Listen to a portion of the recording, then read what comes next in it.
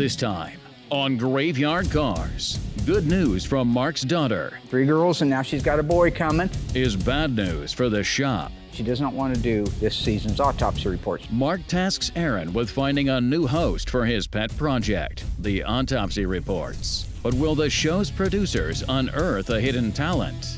Hi, I'm Cousin Dougie. That was bad. That was horrible. Or will the auditions send Mark back to the drawing board?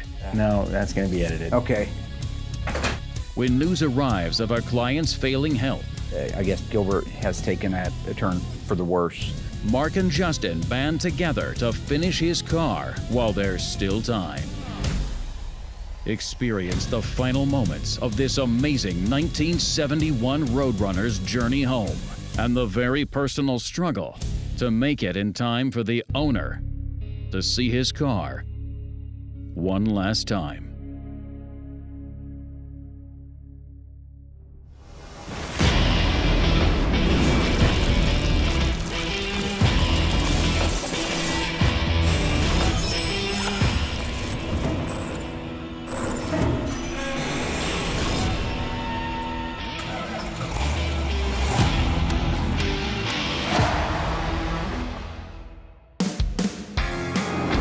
Now, one of my favorite cars that's been going through the shop lately is our 1971 Roadrunner. If you recall, this is a EV2, Tour Red, black interior, 4-speed, 446 barrel. It's a Dana 60 car, 354 Dana. The car has already had all the drivetrain done. Last season, catch you up, that we went through and did all of the drivetrain, installed the body and paint, of course, is done on it. Right now, it's just down to the final assembly stages of the car. So the good news there is, that much of the work is done. The bad news is it should have been done years ago. Between COVID and the fallout from COVID, we've just really gotten behind. I want to get the car done and back to the gentleman. He's elderly, his health has been failing slowly, and I really, really want to get it back. So I just recently pulled Justin off of the car he's working on and put him on that full-time, nonstop, till it's done. So today I'm getting ready to assemble the 1971 Roadrunner steering column. Well, the first things you install is the collar with the key lock. Then it takes this spring right here. And this allows the collar to return back to its position when you release the key. In 1970, the very first year, Chrysler decided to make a locking steering wheel because of the theft problems. One of the things that they really needed to be aware of was if you can turn the key all the way off and pull it out and lock that steering wheel, that's great news, unless you're doing 80 miles an hour down the road.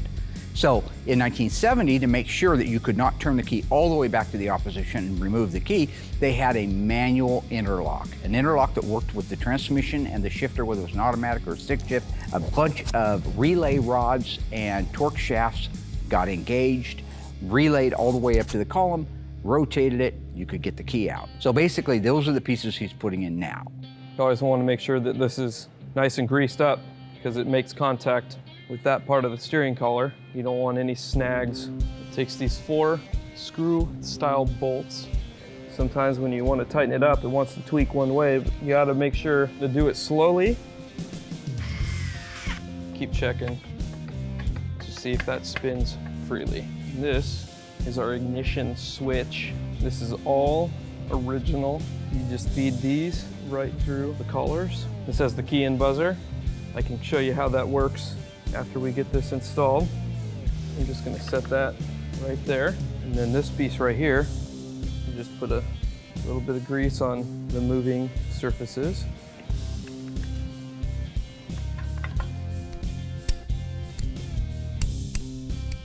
So now we've got our key lock and everything in there with the ignition switch and the key in buzzer. I can show you how that works. When you insert the key, there's a little tab that comes off that key lock and presses the key in buzzer, which sends a signal when the car's off that say, hey, your key's left in the car, pull it out. And then you have to turn the collar and unlock, boom. You can pull the key out.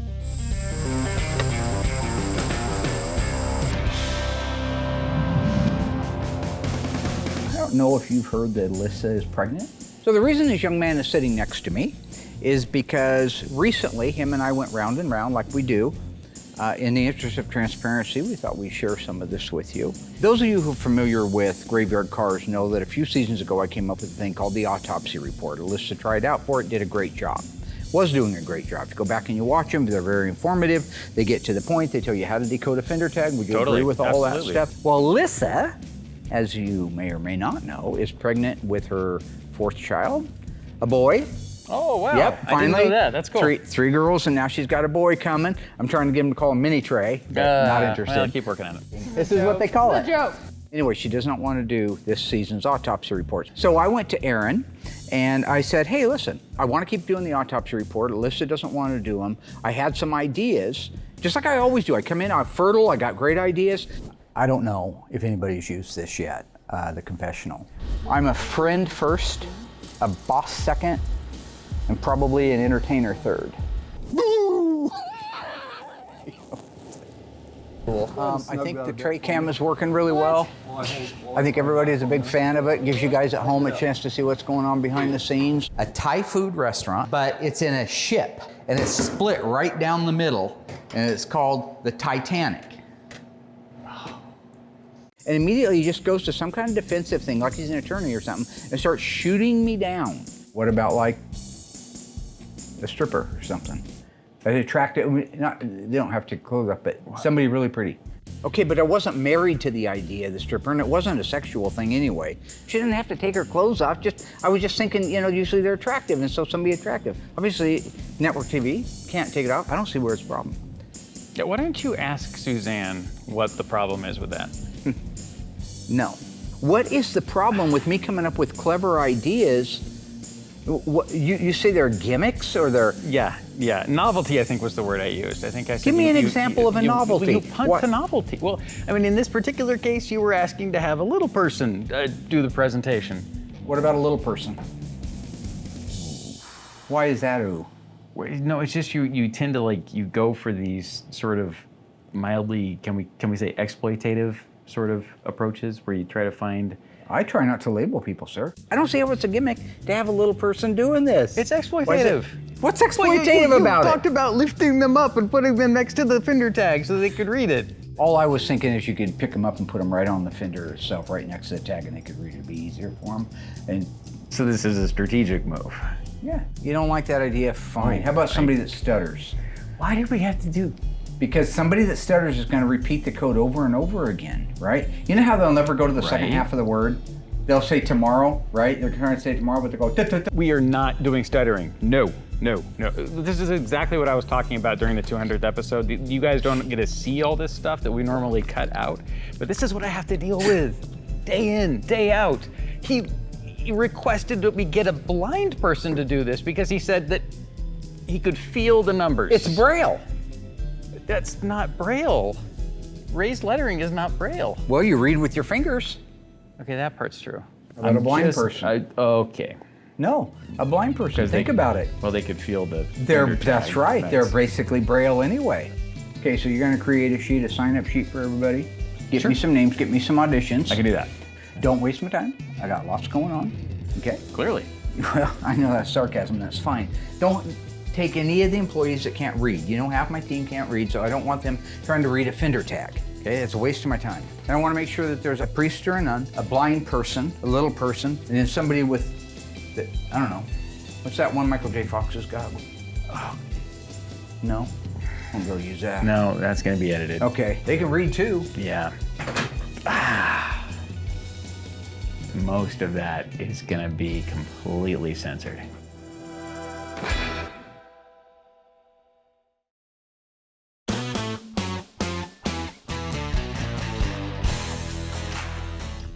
After I have the ignition tumblers and collars in place, the next item that I install is the steering shaft. I always roll the shaft on a flat surface just to make sure that it's not bent, and then it just slides into place. This is our steering wheel lock gear. Just takes this little cover. So this is the steering shaft bearing. This is the upper part of the collar. This just slides right in. Once you got that pressed into place, this just slides right over. Here's the upper retainer for it. There we go. Just make sure that is in the slotted area so it doesn't want to come out. Now that piece is just locked right into place. You're lined up. This right here is the key light. This just feeds all the way through each section of the collar. Fits right in there like that. One thing I have to be really careful with on these steering columns is these collars are, they're just aluminum, and I don't want to get any of these screws cross-threaded. So I just take my time, make sure I got everything in the right threads. This right here is an original turn signal switch. This fits right into there. Here is the blinker lever. And then the next thing we can put on is the steering wheel itself. You align that slot with the slot inside the steering wheel. The principle behind this splined area on the steering column is so you can't put the steering wheel on wrong, all right? You only have so much adjustment in your tie rod ends. You can only turn them so far. Wheels go in, wheels go out. They basically have to be pointing straight. That steering wheel can't come in like this and go on at 3 o'clock, 6 o'clock, 9 o'clock. It's gotta go on at 12 o'clock. Here's another really good example of, this being a really nice original steering column. All of these wires are still intact. Everything on the back side, you got both wires coming off. These are your horn pads. So you press those, makes your connection, and you honk your horn that way. And this just plugs right into the steering wheel. Just like that. Hold this on. So this is the original steering wheel cap. It just snaps right into place. And that is it for the top end of the steering column. Got our left turn cancel. Let's check our right turn cancel. Boom, right there. Now that the steering column is all built out to the steering wheel, that's the upper part of it. The lower doesn't have nearly as many pieces. You've got a collar bearing that supports the steering column itself. You have a lower mounting plate and a lower mounting locating plate that need to go onto it. Then you can put the coupler on it. I mentioned it earlier. This coupler is splined with a 12 o'clock position on it that will go onto splines that are actually on the steering gear. That way, when it is all together, you know the steering wheel's right.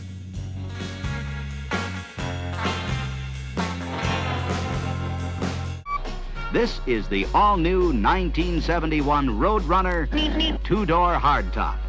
Here's the new generation of trophy winners. So Justin needed a little bit of help on putting the front bumper on this car. A very unique front bumper. It looks very similar to a 1970 Charger in as much as it loops around the grille and the headlight openings. I am so excited to see this thing on there. Yeah, let's do it. Okay. Oh yeah, you want to go in and do the rock up, right? I like your style. Slide this back. Think smart, right? Okay. Smarter, not harder? Yeah. Maybe? All right. So sometimes. Bolt. So we got to come in a little more. Okay, I'm lined up on my side to put Same one here. in. Yep, It's so good. easy. So on the 71 to 74s, they use a side bracket that goes inside of here. So now we'll roll this up into the side bracket. All right, and you got your tape. Good job. How's your side doing? Good. Okay, is that bracket going under for you? Yes. Awesome. This should get us This should at our support it so we can adjustment put already. the front one in, right? Yeah. Okay. God, that's cool. I loved it when it came out. The This- little bird. Yeah, and this is the first car they ever did any three-dimensional emblem like that with the bird It could head, be right? true, right? Now, is this set at height then? Is it? Should be. I had it. We might have to do a little fine-tuning. Yeah, just up a little bit. Why don't you tighten yours and then I'll tighten mine? Because mine's a little low, but yours looks really good. Okay. So if you tighten yours where it's at right now, I think we'd be good. Yeah. Oh, perfect. Great. How's that look? Go down just a little bit. Perfect, right there. Let me take a quick glance back here. Oh, that's good. Just tighten the lower brackets down. Once we have this massive front bumper in place, we can install the headlight bezels.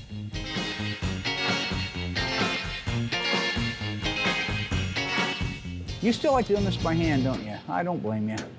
Better safe than sorry. Yeah, I'd rather not strip it. I agree. I understand. The next thing that we install is the lower valance panel. All right, what do we want to set the center one for anchoring, just to kind of give it a little something? Yeah. To hold it? All right. Look at that. Is that cool or is that cool? It's gonna look so great. You need a bolt? Yep. There we go. I'll lend you one of mine out of kindness of my dumb old heart. Oh, thank you. Okay, there you go.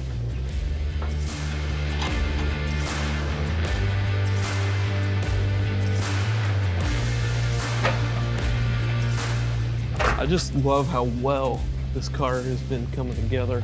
Because it came apart nice. It was a nice, it's all the difference in the world between a basket case garbage and a nice car. Right. Okay, we're gonna put the grill in next, the lower grill. All right, it's a one-man job from here. So putting that grill in, to me, when you look at the front of that car, really finishes it off. Oh, yeah. Everything about the front end is now complete. You have the grill surround, which I love that look, by the way. Very 1970 Charger. Smooth. Yeah, I love it. Got the grill in. The bottom three you have to do from the top. Yep. Okay. So we got to let it down, put the bottom three screws in, but basically we're done with the front end. So now we're going to set it on the ground, roll it out to the middle of the room. We're going to put the over-the-roof stripes on. Are you excied about that? Oh, I'm super excited for that. First set we've ever done at Graveyard Carz. Yeah, we over-the-roof can't- stripes. We can't mess up on it either. Sales code? V8X. Let's do it.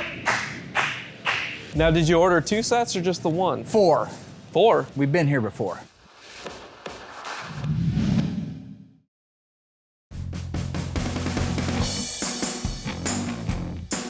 So all I was trying to do is bring you guys some must-see TV, but just like always, I had to concede, give in to the man who's trying to keep me down, and that's where we're at. Oh gosh. Okay, what Mark is talking about is he told me I could do whatever I wanted to find a replacement, and so I thought, hey, let's just After make shooting down all my ideas. Let's just make a sign-up sheet. We'll put it out and let people just audition. You know, there might be some undiscovered talent out here in the shop. Here. Yeah, and you know, and there's a couple of good candidates. You know, How'd that go? Hi, I'm Cousin Dougie. That was bad. That was horrible. Hi, I'm Cousin Dougie. What? Do I start now? Hi, I'm Josh. Josh, can we have you look over this direction? Hi, I'm Josh. This 1970 Plymouth Roadrunner was built on December 10th, 1969. This 1970 Plymouth Roadrunner was built on December 10th. 1969. Is this a 70? That's what I was supposed to say? Well, then why? So it's a 70 built in 69? It happens to be one of the most original cars we've had here at Graveyard Carz. Let me show you. Actually, Doug, can you come back? Did I miss my line again? No, we just need you to stay right in your spot. I'm so glad you guys got to see this. This is great. Perfect example of why you never let the inmates run the asylum. Beautiful. Okay, look, they're not actors, okay? Yeah, you got that right. And it just so happens to be this week's subject of, what's it called? It also happens to be the subject of this autopsy. And the subject of this week's report op top. Okay, folks, remember the fender tag is read from the bottom. The top to the bottom. Bottom to top. Oh, So here we go. So here we go. So here we go. So here we go. D32 represents 727 torque flight transmission. 3 automatic. Is there going to be a test on this later? I hope not. Let's see. I think I see line RM23. That's the first 4 characters of the VIN, which is the vehicle identification number. I've seen this train wreck many times here. And the difference is I'm a good conductor now and I'm putting the brakes on it. We're not doing any of that silly stuff. I'm taking over from here. Big Daddy got the train, okay? Yeah. Trey is in charge. Trey's got the train, and sure, and I'm sure that whatever the idea that you come in with is not going to in any way be gimmicky at all. If I can do what I think I want to do, I don't think it's a gimmick at all.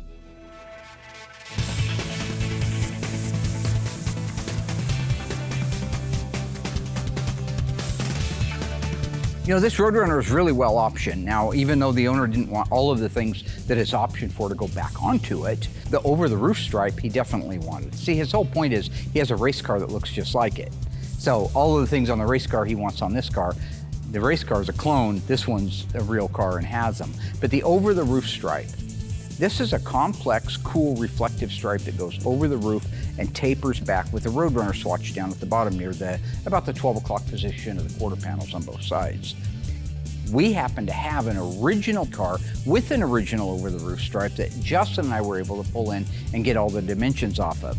It's indisputable when you have one put on at the factory and you know where it goes, because I've seen them all over the place at car shows, but you can't argue with an original car. Okay, so we've got wheel arch. Okay. To the bottom of the decal is 3 7/8. 3 7/8. Belt, or door jamb opening, holding it level here. We are at 21 or yeah, 21 3/4. Yeah, because it's shrunk back. You got to go to that where it once had life. So we should end up right through here with literally a 3/4 inch gap. So you could probably lay a piece of 3/4 tape and then just butt it up right up against that. Yeah, that might work. Okay. And then if you want to hold that in, I'll get you a middle zone. So from the rearmost roof line, where it shrinks, 8 3/4, maybe just a hair under it. Just a hair. But this could kind of go anywhere. Yeah, so around that side. I call it 8 3/4. 8 3/4. And I think once you have one, it's all laid out. It's going to find its own. Yeah. It's just that finite little bit of tweaks and twists that you'll want to put.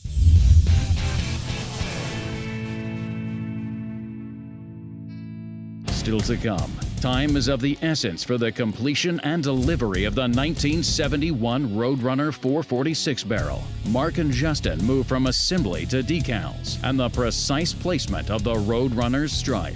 But will the pressure of finishing and delivering this car in time cause Mark to make a critical mistake? Oh no, Mark.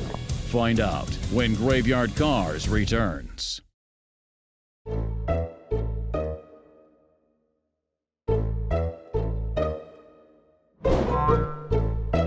This 1970 Roadrunner was built December 10th, 1969. It happens to be one of the most original cars we've seen here at Graveyard Carz. It also happens to be the subject of this week's autopsy report. Am I projecting enough?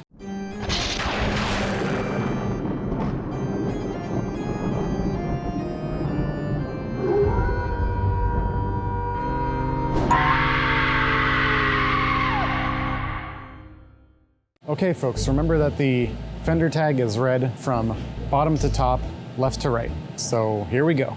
E63 represents a 384 barrel something. D32 means a 237 torque flight automatic 3-speed transmission. Did I get all those right? No. EV5. E is in boy. EB5. EB7, which is the interior door color, which is the same as the exterior color? I feel like that's wrong. 179718. That's the, I don't know what that is. And 97, which stands for noise reduction package. P31, this is a super cool option, power windows. V88, which stands for stripe delete, which is unfortunate because for the Roadrunner, that stripe is maybe one of the coolest parts of this car. And up to the last line, we have 26, which stands for the radiator, something to do with the radiator. And finally, END, which reads as end. So that's the end of this VIN tag and consequently the end of this autopsy report.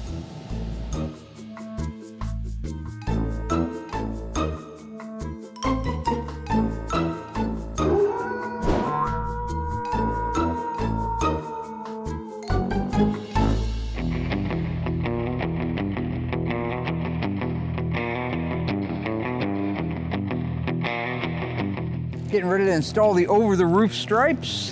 Very exciting. So right now, Justin is wiping the car down with glass cleaner so we can get it chemically clean. Once it's chemically clean, we'll wipe it down with our tack cloth, then we'll lay our slide gel on there, the application gel, and then we can place everything. And I'll show you as I'm placing it how we're lining up those little lines, but this is really cool. Something else to say, these are reflective. That is so cool. These are all reflective, and so is the little bird, and so is the Roadrunner down there. So for me, one of the neatest things about that roof stripe, and really so many of the decals and stripes that came on the Mopars back in the late 60s and early 70s, was they made them reflective. Look at a Super B and you'll see that the decal is reflective. Go to a Roadrunner, the graphics that go on the different ones, 69, 70, they're reflective. The birds that go on the doors, reflective. A lot of reflective stuff. So I think that was a clever idea. In fact, we've shown many times in the past when putting them on how those things really do glow. They just change color the minute the lights hit them, which is a safety thing, right? I think it was also pretty cool. Oh, I love Marky Light Juice. Oh my God. Okay, let's dent the roof. It's okay. I don't charge extra for my craziness. Oh, look at that. Oh, Sloppy Joes. I don't even know if they have reflective decals now on cars. I can't say. I don't think so. Can't I've say never that they seen do. one. Okay. Oh no, Mark. Okay. Oh no, Mark. Well, you got lucky. I sure did. I got careless. That's what happens when you get careless. Okay. Does it need to go more? Yeah, I'm thinking there. Right there. I love your lines. That is great. So one thing that I really like to do is I like to mock these decals up into place, and I kind of set them in space where I know they need to go after we got all of our measurements. And then I take a piece of tape right up against the edge of the backing paper, and I lay it right there. And then I put a hash mark. Do you want to take this one? Yeah. And I'll take this one. Just make sure. I've been waiting weeks for The this. squeegee's the exact same width as the stripe. Oh, even easier, there we go, yeah. That's nice. Go ahead and get it ready to pull apart, and I'm just gonna put this on there. There you go. Great, thank you very much. I'm gonna drag it into place.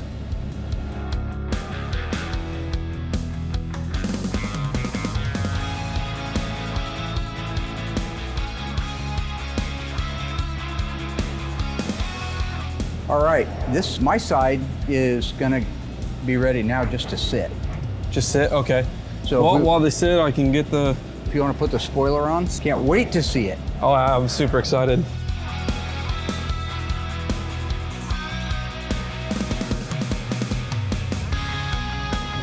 All right, so I'm lined up and looking nice. Good, okay. How's yours looking? Looking good. Great. And just like that.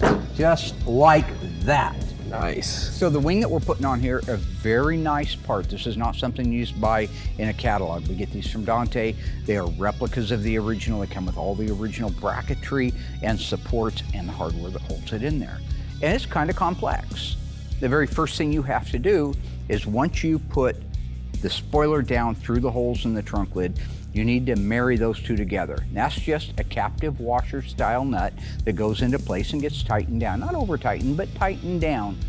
The problem with that is if it didn't have any support and you're doing 60 miles an hour on the freeway, that deck lid is gonna get warped and beat to death, and it's gonna end up ripping those holes out. So they have a support system in there. Now, one of the things you gotta make sure of is once you get the spoiler on the trunk lid, that when you preload those nuts, those special nuts up against the bracket, you don't go too far, because if you go too far, it's gonna raise the spoiler up. So if you stand back and look at it, it's gonna have a swelling around where the brackets go. If it's not down far enough against the bracket, the support bracket, and you suck it down with the lower nut, then it's gonna create a swimming pool. So you can dial that thing in by hand until you look and sight across the deck lid and know that it's not pulling or pushing the metal. Then you can put the outer nuts on. Put this in place. A lot of setup for a little But wing. it's well thought out. Yeah, really it's good. It's not like we did as kids where you just punched a hole in the trunk lid and said, have a nice day.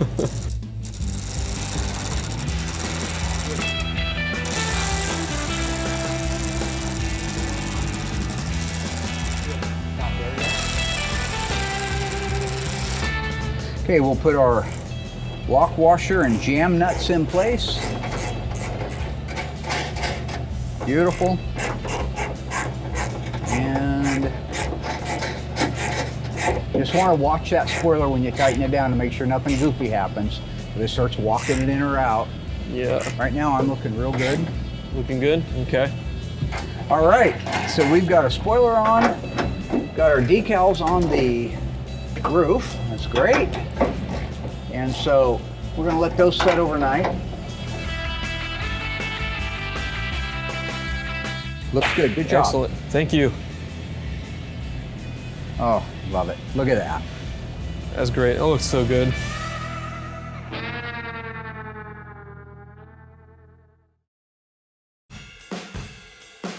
All right, so we've got our mirrors. We can put these on. It's really nice. These are his original mirrors. I've been working really hard on the assembly of the 71 Roadrunner. Now I'm installing the outside mirrors, the trim, and the ornamentation. The cable retaining clips are still intact, which is great. So a reproduction gasket. This one fits right in there. Feed the cable retainers through. Get that all lined up nice. Be sure to take your time and not cross thread.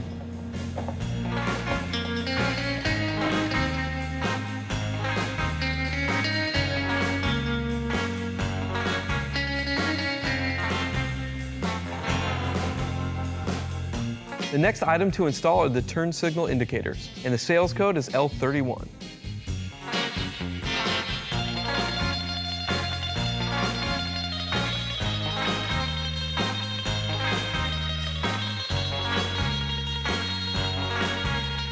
All right, time for the hood inserts. This is just like any other decals we do. Use a tack cloth, make sure there's nothing contaminating the surface. We try our best not to get any dirt nibs under these decals. All right, so here's a little factoid for you. Justin is installing the decals on the louvers that go in the sport hood. That's the way this car was optioned, okay? Calls out 446. Now, if this car were an air grabber car, he wouldn't be doing this because they don't use the louvers. They certainly wouldn't have 446 barrel on the louver. That doesn't exist either. Because Mopar usually called out the engines on either the fenders or the hood. So where, if you had an N96 71 Roadrunner, meaning an air grabber, 446 barrel engine, where would the decal go? I'll give you 3 seconds. 2, 1, right above the side marker on the fenders. So when you see one going down the road and the decal that says 446 barrel or 383 or Hemi is above that side marker, it's got an air grabber hood or should have an air grabber hood on it, at least from the factory. Just want to get it nice and centered in space. We've got a good reveal all along here. We can start squeegeeing this thing out.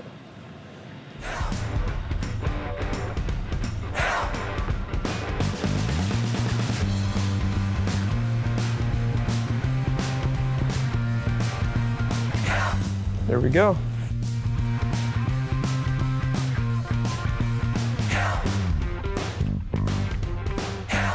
Time for the header emblem. This is his original one, just nice and restored. Nice and easy emblem to install.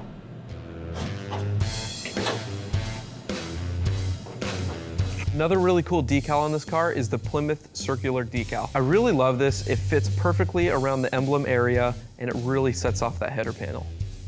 See, it's got the Plymouth callouts. Want to make sure those are, when you're looking at it, they're facing right side up. The orientation of these have to be perfect. Here we go.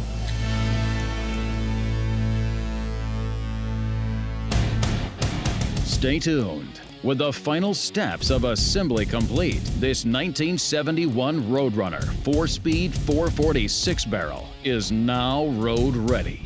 But before this beloved bird begins its journey home, Mark must put it through the paces on the mean streets of Springfield. And with a restoration this long, even Mark can forget a crucial request from the owner. Didn't write it down anywhere and completely forgot. Especially if it's not on the fender tag. Finally, with transport services struggling to stay on schedule, the question looms large. Will the car make it across the country in time for the owner to see his car in person one last time? Anybody trying to move any kind of cars right now knows how difficult it is. Coming up with the conclusion of Graveyard Carz.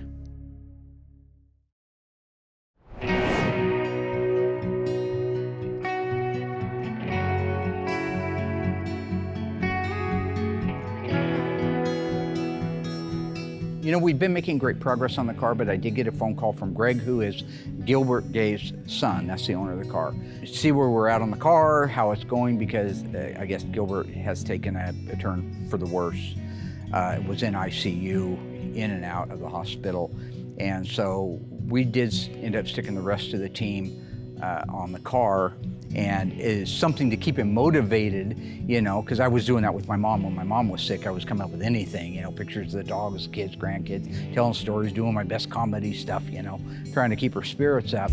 I thought maybe send him some pictures of the car. We had just got the interior in it, all the interiors in. Send him the picture. And bless his heart, 83 or 4 years old, sick, in the hospital, sick. He says, those seats are supposed to be orange. So his kid writes me back, Greg writes me back, supposed to be orange inserts. No, not according to the vendor tag.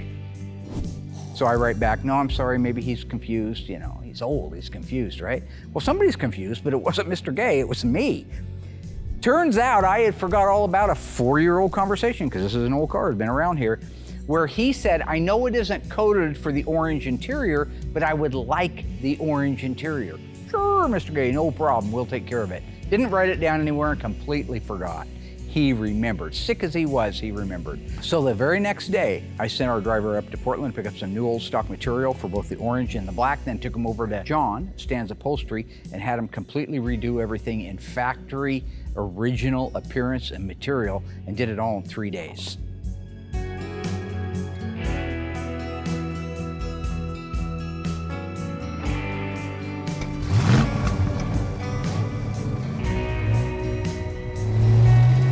So my favorite part of the entire build, of course, is the final drive, the shakedown, where you get to really go out, put it through its paces. I want it to fail. I want something to quit working. I want the gas gauge to quit working. I want it to have a rattle, a bump, a knock, a scratch, something. Because if it's gonna do, I want it to do it with me, not with Mr. Gay when he gets home, or whomever our client is. So this is my favorite part, going out for that nice test drive. As I drive this car, I'm reminded of what a friend of mine, Gordon, said. He had a 71 Roadrunner. He had Cudas, Challengers, stuff like that. But he always felt like his 71 Roadrunner was one of the best driving cars, if not the best driving car, of all of his Mopars, just because of the geometry and the size.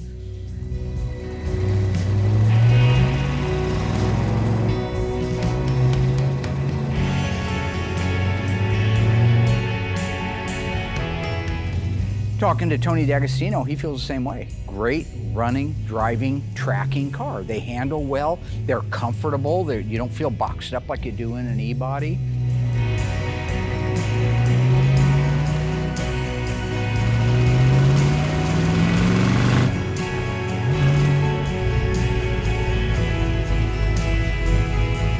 All right, so the great news is the car is done, it's beautiful, it's ready to go home. The bad news is I did get another phone call from Greg saying that Dad was not doing very well, and didn't hold a lot of hope out though, that he was gonna make it really long.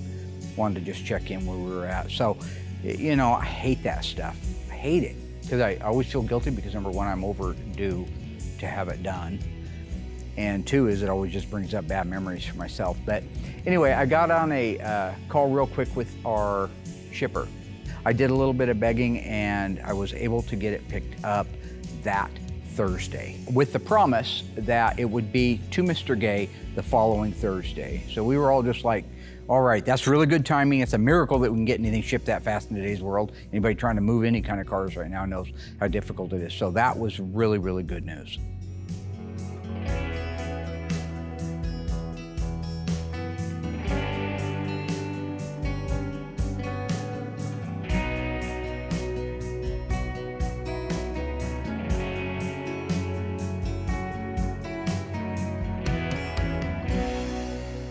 So it turns out that they were actually able to get the Roadrunner over to the hospital on Wednesday, a day earlier than they had planned to even have the car there, and then they would have needed another day. So they were figuring maybe Friday run it up there to the hospital and let Dad check it out. But he got there on Wednesday. They rolled Dad down, again, not very good shape. They rolled him down in his wheelchair, bless his heart, out to the car, and he was just smiling, maybe for the first time. He was really happy to see his car, his baby, you know? So anyways, they even started the car for him. They revved it up, and he was very, very happy. Then on Thursday, that's when Greg called me and he told me about the story that Dad got to see it. And then he said his dad actually passed on Thursday.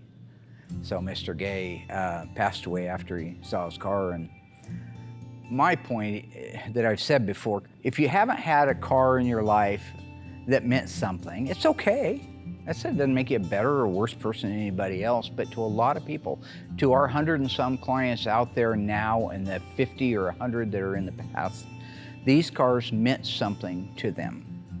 Go back and look at the reveals. Look at them. Look at the emotion. It isn't because the car's shiny and it's worth twice as much as when they brought it in. It's because it's a link to the past. For all of us, for me, for you, for anybody that has one of these cars, it's a safe deposit box that we get to finally get into and open up some memories that we haven't had for a long time. Maybe we forgot about them. It just isn't very often that this scenario plays out, and I like to just kind of believe it was divine intervention, I guess. Here's a guy who was really sick and maybe should have left earlier, I don't know. None of us know. But I'd like to believe he was waiting for that car to get home. I kind of think his son thought the same thing too. That's how much it meant. And after that, he was whole, right? He could kind of quit fighting. You hear stuff like that, right? And we're all speculating because none of us know. But I think it's a pretty heartwarming thing. And I think for people out there that have to justify the money they're going to spend restoring a car to the rest of the family, or why that car's taking up space in the garage when we could get it out and put a pool table in there, and why the car's beside the house rotting away. You don't have to make any excuses, that's why. Call up Greg, ask him why. Call up Mrs. Cook, ask her why. Call up any of the people that we've done the cars for over the years, and they'll tell you the car is a part of their life. It was a part of their life then, and now it's a brand new part of their life. And I don't think as a shop owner and as a restoration guy, I could ask for anything more meaningful to validate who I am and what I've dedicated my life to do. So, rest in peace, Mr. Gay.